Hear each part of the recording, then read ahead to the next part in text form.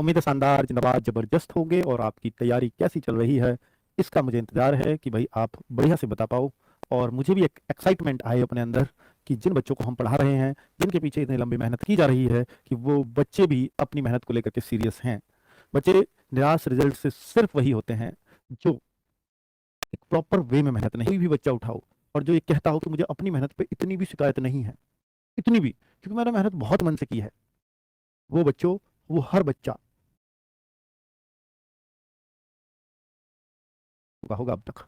और जो ये कहते हो कि नहीं सर मैंने बहुत मेहनत की थी, मेरा नहीं हो पाया, वो बच्चे खुद एक बार खुद को सोच करके देखें कि वास्तव में क्या कोई कमी नहीं रही थी आपकी मेहनत में?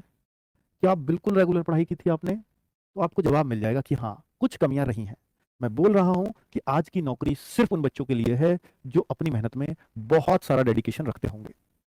आपको सिर्फ डेडिकेटेडली पढ़ाई करनी है, सारा काम ईश्वर पे छोड़ दो, सब कुछ मिलेगा आपको। बस डेडिकेशन के साथ आपको पढ़ाई करनी है। ये मत सोचो कि 50,000 वैकेंसियां 60 आए 70 आए, कोई एक्साइटमेंट आपके मन में नहीं होना चाहिए, और ना 30,000 आने से डिमोरलाइज होने चाहिए। लेकिन न्यूनतम 30,000 आएंगी वैकेंसी, मैक्सिमम 50-60 कुछ भी हो सकती है, लेकिन 30 में भी आप वही स्थिति आपकी होनी चाहिए जो 60 में है। थोड़ी खुशी होगी चेहरे पे कि हाँ 60 आई है, थोड़ा चांस बढ़ जाएगा, लेकिन ये चांस बढ़ना घटना उनको होता है जिनको अपनी तैयारी में थोड़ा बहुत शक होता है, और जिनको बिल्कुल भी शक नहीं है अपनी तैयारी को लेकर, उनको फर्क नहीं पड़ता बच्चों ये 30 क्या है और 60 क्या है। उनको पता है कि इन 30 में भी मेरा एक वैकेंसी है और उन 60 में भी मैं एक ही तो लूंगा, तो फिर मेरे को क्या फर्क पड़ा, मुझे तो दोनों ही स्थिति में एक ही नौकरी मिलेगी। हाँ, वो इसलिए कि थोड़ा सा कंपटीशन कम हो जाएगा। भाई 30 और 60,000 वैकेंसीज में अगर कंपटीशन कम का फर्क देखोगे ना, मात्र मेरिट पे 3 या 4 नंबर का फर्क आएगा। क्या आप, अगर आपके पास समय है तो आप ये मेहनत नहीं कर सकते कि मैं 3-4 नंबर पहले ही ज्यादा करने की कोशिश करूंगा? ये तो कर ही सकते हो। फिर 30 और 60 का फर्क ही खत्म कर दिया आपने वैकेंसीज का। तो भाई आप 3-4 नंबर, जैसे आप जनरल कैटेगरी में हो और बच्चा अपने आप को कोसता है मैं तो जनरल कैटेगरी में हूं इसलिए सेलेक्ट नहीं हो पाता, वो ओबीसी में, वो एससी में, वो एसटी में, इसलिए लग जाते हैं। भाई साहब, आपको पहले से पता है ना आप जनरल कैटेगरी में हो, और आपको पहले से पता है ना आपकी कट ऑफ हाई जाती है, तो फिर आप किसी और को दोष नहीं दे सकते। आपको सब कुछ पहले से डिसाइड, तो भाई आप पहले से ज्यादा मेहनत कर दो ना। आपको उनसे ज्यादा मेहनत करनी है, आप पहले ये सोच के रखो मुझे ओबीसी एससी एसटी वाले से टक्कर ही नहीं लेनी, मैं तो जनरल वाला हूं, मुझे तो पहले ही 3 से 4 नंबर ऊपर चलना है। और मैंने देखा है उन बच्चों को, देखा है जो जनरल में या और ओबीसी में सेलेक्ट होते हैं, वो कहता है कि भाई मेरे को तो पहले ही 4 नंबर इनसे ज्यादा लेकर के आने। ठीक है, तो वो अपनी तुलना अपने आप से करो, किसी और से नहीं।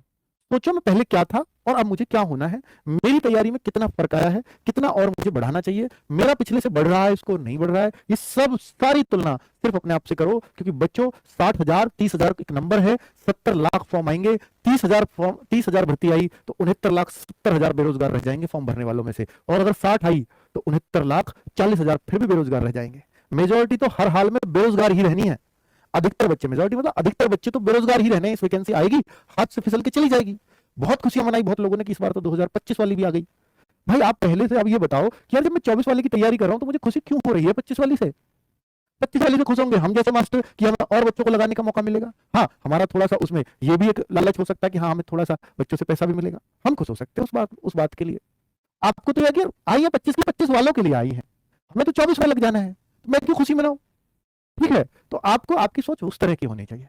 बच्चों ये बातें करने का मन करता है आपसे, क्योंकि आपको थोड़ा सा मोटिवेशन चाहिए होता है टाइम टू टाइम। और मुझे पता है कि यार मैं आज आपसे 1 हफ्ते में मिल रहा हूँ, तो आपको थोड़ा सा तो जगाना पड़ेगा आपके अंदर जोश, तभी आप जोशीले बनते हो। और एसएससी जीडी है जो नौकरी पे जाता है वो वास्तव में जोशीला तो होता है, इसमें कोई शक नहीं है। आपके अंदर जोश जब तक नहीं आएगा तब तक आप पढ़ाई करने का आपका मन ही नहीं करता। आपको हर हफ्ते तो ये डोज चाहिए ही चाहिए। ठीक है, तो चलिए ये डोज भी आपको जरूरत के हिसाब से दी जाती रहेगी। 24 नवंबर को बहरहाल आपके फॉर्म आ रहे हैं, आज 16 हो गई है, सही 8 दिन बाद यानी शुक्रवार पड़ेगा। अगले शुक्रवार को, एक कल शुक्रवार है, एक अगले शुक्रवार को आपके फॉर्म आपके पास होंगे और हम लोग इलाहाबाद में होंगे। ठीक है, इलाहाबाद के लिए बस में बैठ चुके होंगे, प्रयागराज इलाहाबाद। और बच्चे 25 तारीख को हम प्रयागराज आ रहे हैं। अगर आपको नहीं पता है तो ये डेट नोट कर लीजिए, 25 नवंबर प्रयागराज सुबह 11 बजे पूरी टीम आरडब्ल्यूए की वहां खड़ी होगी। और उसका उद्देश्य क्या है? बस यही उद्देश्य है कि आपको आपके हक के लिए जागरूक करना। अगर आपकी कहीं कुछ कमियां चल रही हैं तो उनको आपसे क्वेश्चन आंसर के तौर पे पूछना। आपको आरडब्ल्यू की कोई शिकायत, आरडब्ल्यू से कोई कमी है, आरडब्ल्यू से कुछ चाहिए, अंडरस्टैंडिंग चाहिए, कुछ मोटिवेशन चाहिए, कुछ सवालों के जवाब चाहिए, तो आप वहां आ सकते हैं। हमसे मिलने का मौका आप सबको, हमें भी आपसे मिलने का मौका बराबर का। चलिए बच्चे, तो शुरुआत करते हैं आज प्रैक्टिस सेट 33